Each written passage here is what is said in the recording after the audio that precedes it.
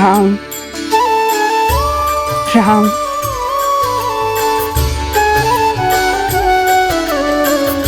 राम। भज मन राम नाम सुखदाई, भज मन राम नाम सुखदाई।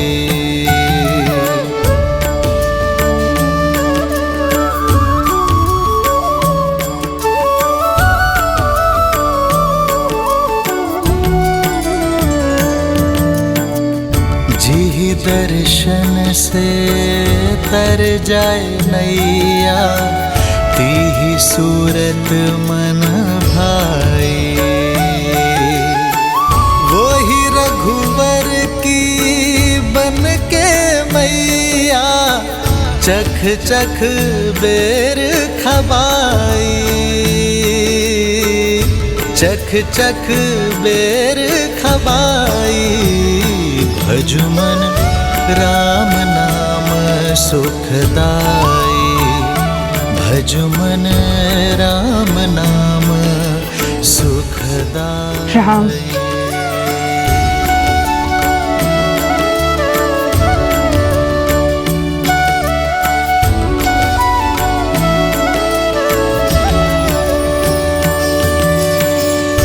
मात प्रेम से बड़ा नहीं कछु, धन्य हो शबरी माई।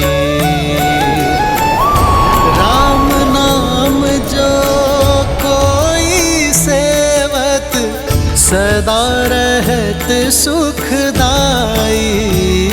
भज मन राम नाम सुखदाई।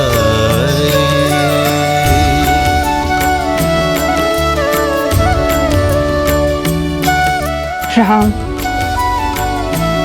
राम आएंगे।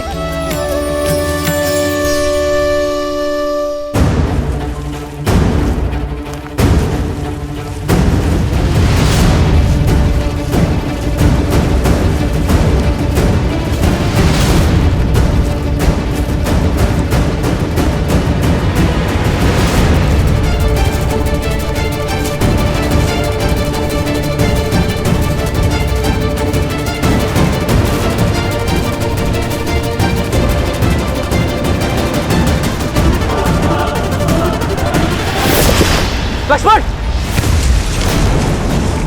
लक्ष्मण!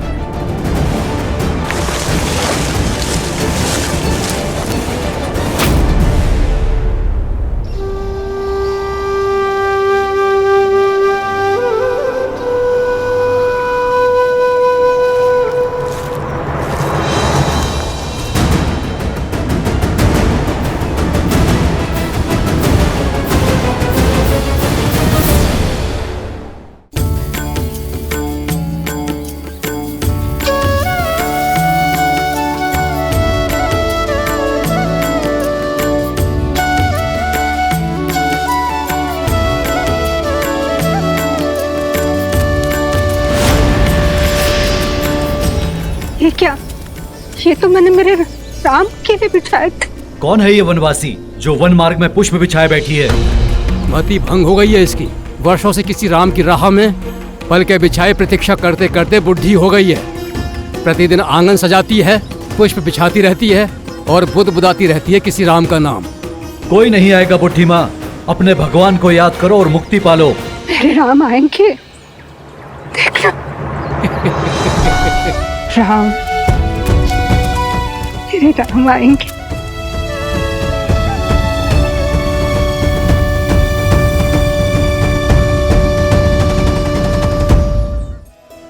प्रेम का असली आनंद तो प्रतीक्षा में है देवी।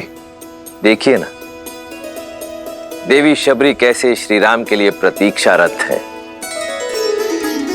सत्य तो यह है कि ये इस श्री राम गाथा का अत्यंत महत्वपूर्ण पल है। परंतु महादेव, श्री राम से तो कितने ही प्रेम करते हैं, फिर शबरी उनकी यात्रा में इतनी महत्वपूर्ण क्यों? जीवन में हमें दो ही प्रकार के व्यक्ति मिलते हैं।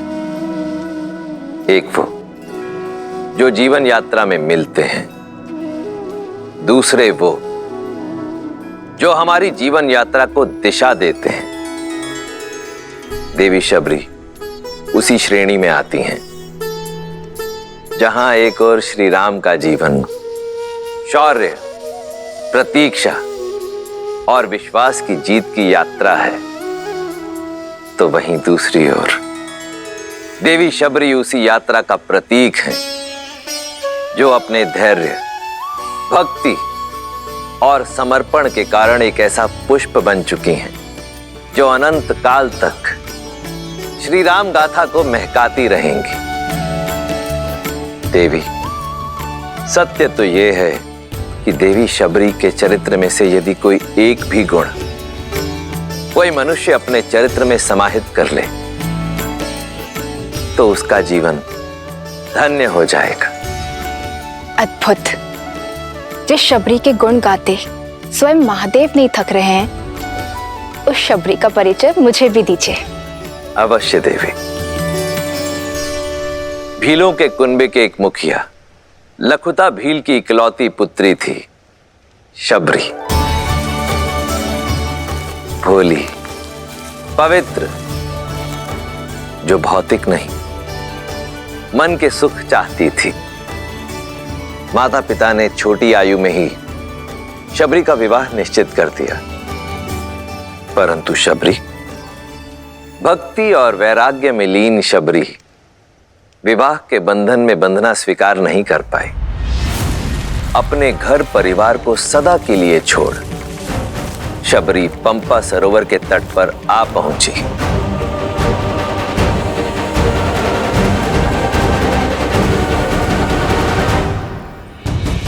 जहां नियति ने उनकी भेंट महान ऋषि मतंग से करवाई।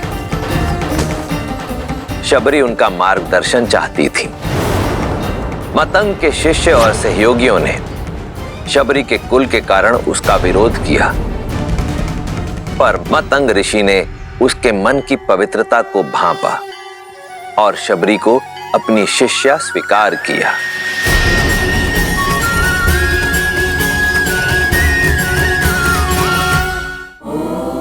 फिर ऋषि मतंग के सानिध्य से आरंभ हुई शबरी की आध्यात्मिक यात्रा। परंतु हर मनुष्य को समय पूरा होने के बाद जाना पड़ता है। ऋषि मतंग के जाने का भी समय आया। इस नश्वर देह का इस संसार में समय पूरा हुआ शबरी। इंद्रदेव मुझे ब्रह्मलोक ले जाने के लिए आए हैं। तुम्हारी सेवा और समर्पण से मैं प्रसन्न हूं। मैं तुम्हें ब्रह्म विद्या सिखाकर अपने साथ ब्रह्मलोक ले जाना चाहता हूं। आचार्य, आपने मुझे इस योग्य समझा। मैं धन्य हुई, किंतु मुझे खेद है कि मैं आपका यह प्रस्ताव स्वीकार नहीं कर सकती। गुरु की भेंट को ठुकराने का कारण? आचार्य, ये मेरा सौभाग्य था कि मुझे आपका आशीष मिला, किंतु मेरे जैसी ऐसी कई वनवासी स्त्रियां हैं जिन्हें ना तो ज्ञान का सानिध्य मिला, ना ही उसे अर्जित करने का कोई माध्यम, और मैं उनके लिए कुछ करना चाहती हूँ। यदि मुक्ति और मोक्ष ही ज्ञान उपलब्धि का माध्यम है, तो मुझे वो ज्ञान और मोक्ष का मार्ग दिखाए जो किसी जात पात, ज्ञान अज्ञान से परे उठकर किसी को मोक्ष दिला दे। आज अंतिम बार मेरा मार्गदर्शन कीजिए आचार्य।